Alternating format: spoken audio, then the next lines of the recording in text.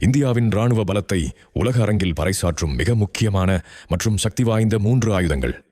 இதோ 1. அக்னி 5 கண்டம் விட்டு கண்டம் பாயும் ஏவுகணை. இது இந்தியாவின் மிக நீண்ட தூர ஏவுகணையாகும்.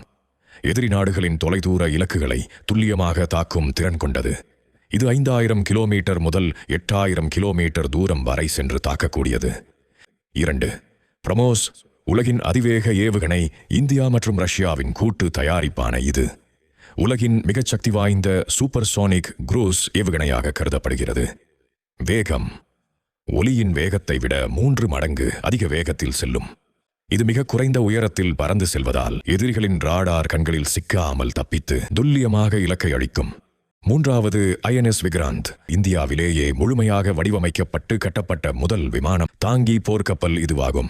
இது இந்திய பெருங்கடல் பகுதியில் இந்தியாவின் ஆதிக்கத்தை உறுதிப்படுத்துகிறது.